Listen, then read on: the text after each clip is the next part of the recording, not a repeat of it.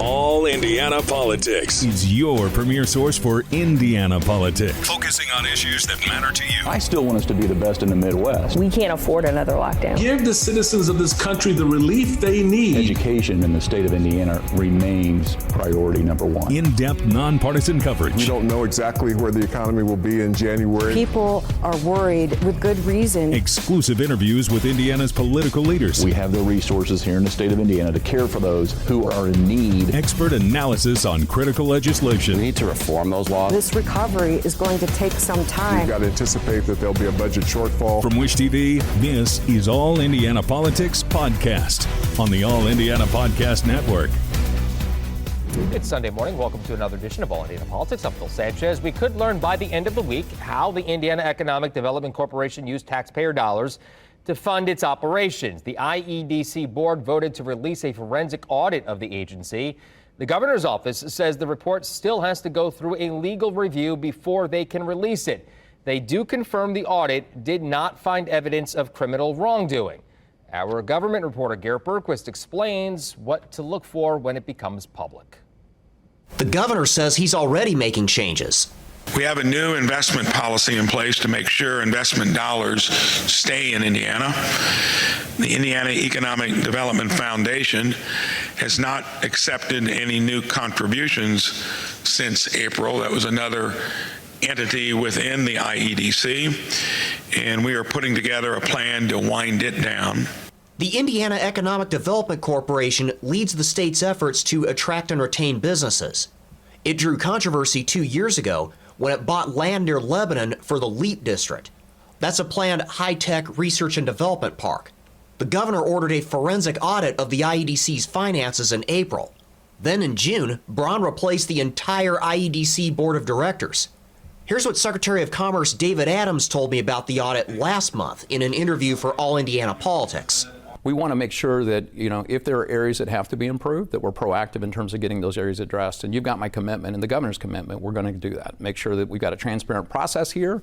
And then if there are issues that get identified, that we get those things corrected. The governor's office says lawyers still need to redact some information from the report based on state law. They say those redactions will not be significant. Democrats say state lawmakers have struggled for years to get answers on the IEDC's internal operations. They say they especially want to learn about potential conflicts of interest involving IEDC leadership.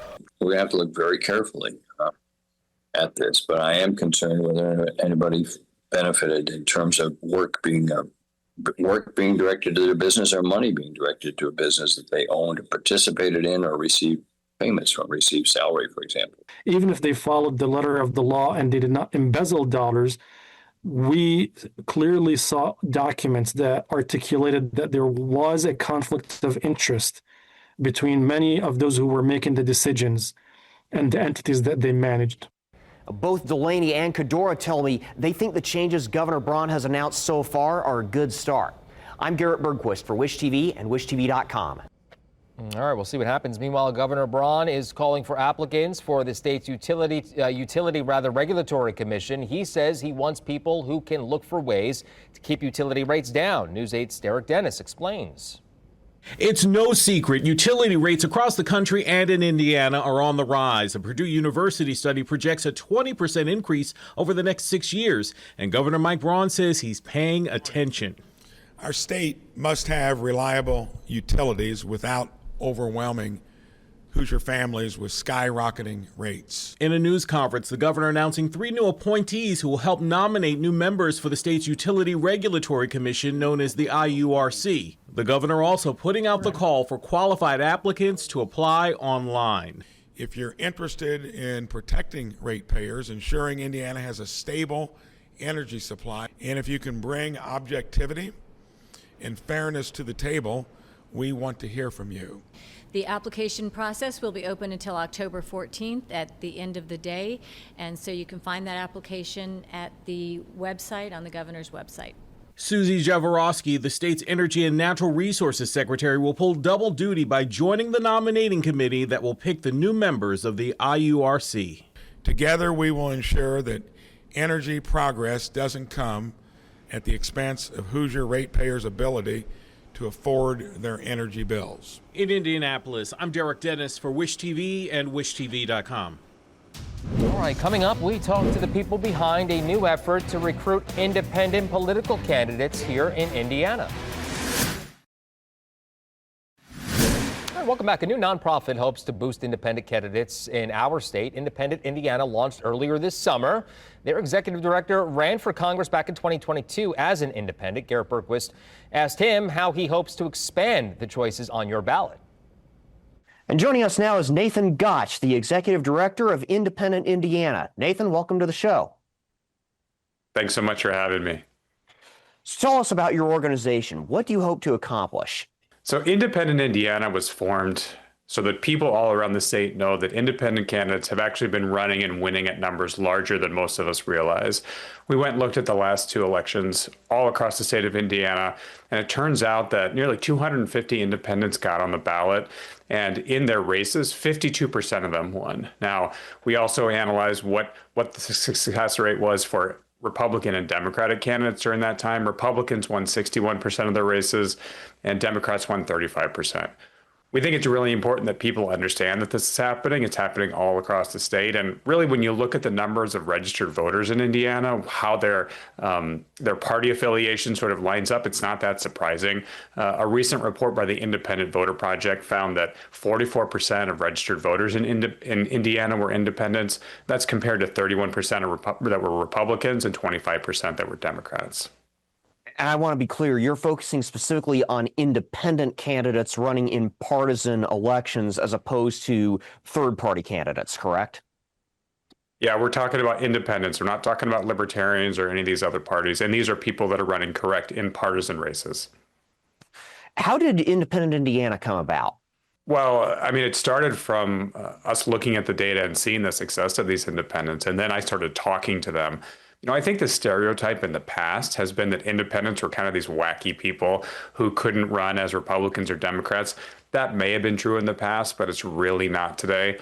A lot of these folks have been nominees of the major parties in the past. Some of them have been elected as Republican or Democratic officials. Just to give you one example, in Huntington, which is the second largest city in Northeast Indiana and Dan Quayle's hometown, they have an independent mayor who was originally a Republican member of city council. He ran as an independent for mayor in 2019 because the Republican nominee was someone that he and others in the community felt was too extreme. He won that race. He won re-election in 2023. And Huntington is a very Republican community. In fact, if you look at what happened in 2024, they went for the Republican nominee for president 69% of the vote. So we're seeing more and more of these people who just want to serve their communities, have the freedom to be able to represent their constituents in the way that they think is best, without having to worry about what the parties might want them to say or do.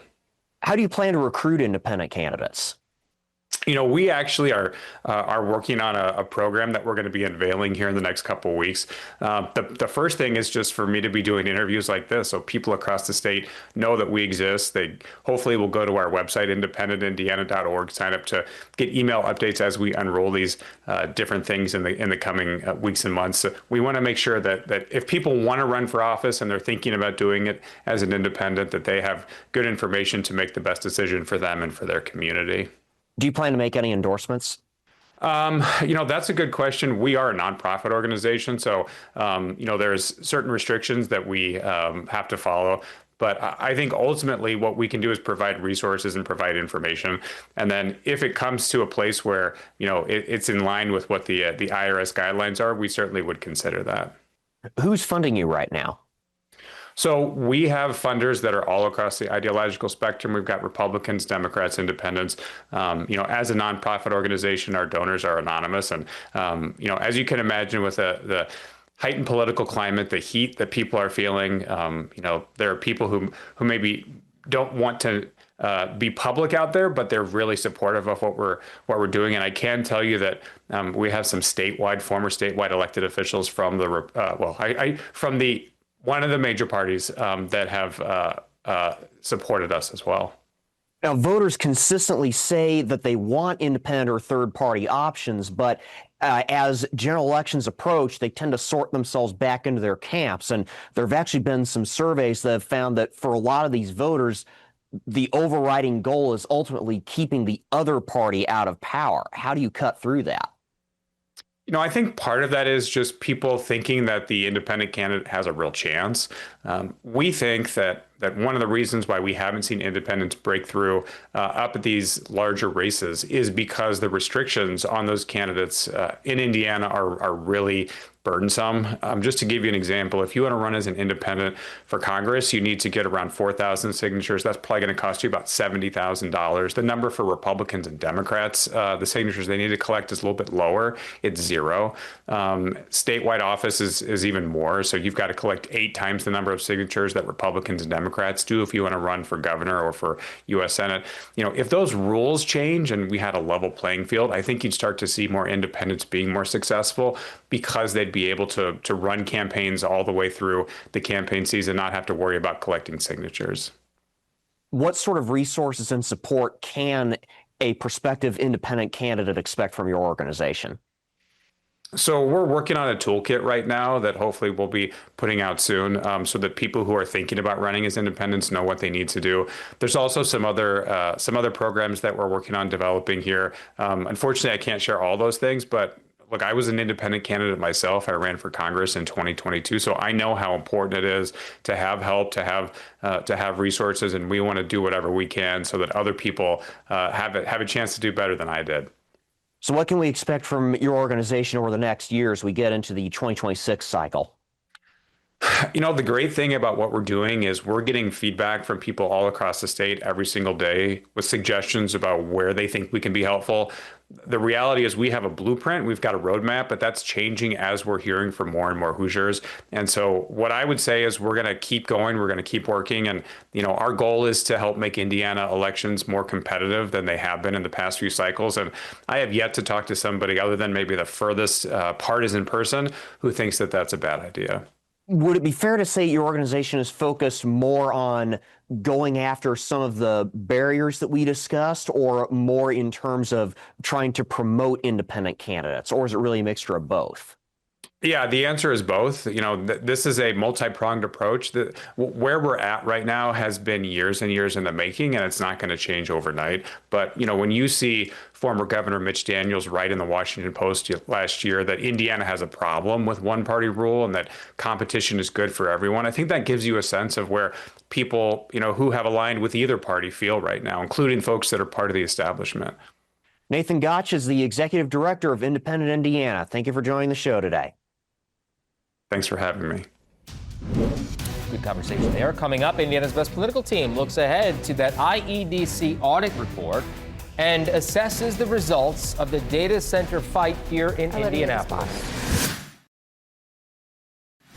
Welcome back to All Indiana Politics as we welcome in 2 members of Indiana's Best Political Team, Democrat Dana Black and Republican Allie Bartlett. Good to see you both. Good to see you. Missed you. Yeah, yes. Absolutely. Same. Hey, listen, we have to start with this Google situation. They pulled out from that data center in Franklin Township, and they did it right before the City County Council probably would have killed it anyway. Senator Bernie Sanders actually posted about this on X. He obviously was in favor of what happened here in Indianapolis. Dana, I'll start with you. What lessons do you think that we can learn maybe from Franklin Township, and not only for like a place like Google, but also for local government? Absolutely. So the great thing about this government is that it is a citizen government. And if you get engaged and get involved, you can have a major impact in what happens in your communities and in your state. I've been saying this forever, especially to my Democrats who feel like we have no hope in this state. If you show up and you lock hands on an issue, you can have an impact. Now I just need them to have that same energy for Martindale Brightwood, but I also need Google to figure out how to put the data centers in the water, like the Chinese are doing, and apparently that technology is working, and you don't have to use resources that people need to actually drink and use utilities that we need to power our homes. So they need to think about the technology and step up their game a little bit. They got the resources. Quick question before I go to Allie, just to follow up. Do you think it would have went through had it not been for the water stuff? No, I don't believe they had the votes. Okay.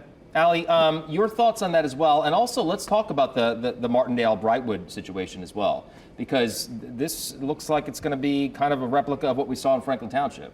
Yeah, I think it sure could be. I think, at this time, it's actually encouraging to see an issue where we've taken a bipartisan position. Right. Like Dana mentioned, I don't know that the votes were there to get this passed regardless. The people spoke, especially the people of Franklin Township, and just expressed their displeasure with the proposal, and it didn't move forward. And so I think that does say a lot about how we can move forward with our local governments and having an opportunity for people to participate in that process. And their voices were heard. Now moving to the Martindale-Brightwood conversation, if it is immediately just pivots to being located there, it'll be very interesting to see what the people of that area think and how they come out with support or opposition. I mean, look, like there are obviously some parts of this proposal that are appealing, right? It's the money that comes with it, the potential funding, the potential jobs, although I think the jobs were less than impressive in a lot of ways. But I think that this is an opportunity to just see what the people of that area really think. And it could be unique and from place to place. But in Franklin Township, it was not right for them. And I'm proud of the advocacy that we saw there by the city council members that represent that district to get it shut down. Go ahead. Allie said something that was very important, and she said this was a bipartisan situation. And we know that Franklin Township typically leans more red, more Republican, especially when it comes to their council people are Republicans. Yep. But they had support from everybody in the city. It wasn't just Franklin Township residents that came out to support Franklin Township residents. So I want those same Franklin Township residents to help the Martindale-Brightwood folks as well. And since most of those folks were Republicans in Franklin Township, and our council is majority Democrat, this is a great example of how we are more alike than we are apart. We care about many of the same 100%. Things, and we can come together because this is our government. Quick question, though. We spoke to the gentleman who owns the property, and he said something, it was a really good statement that he said, this is progress. You can't really stop progress. So these places are going to go somewhere, right? So how can they are going to find a place to build. So how can we make it more appealing to communities like Franklin Township? Again, they need to find different ways to do the work of these data centers. Again, China is actually putting the data centers in the water. Right. Okay, because the reason why these data centers use so much water is because it takes so much water to cool the processors. And we're not talking about old school server data centers where you're just using bits and bytes. We're talking about AI data centers that require way more power, way more capacity, and they generate way more heat. Right. So the Chinese have figured out, instead of trying to pipe in water, let's build the data center in the water so it's being naturally cooled in the cool water. Now, they also are testing to make sure that there are no environmental issues, things of that nature. Number two, I would hesitate to put a data center in a highly populated area.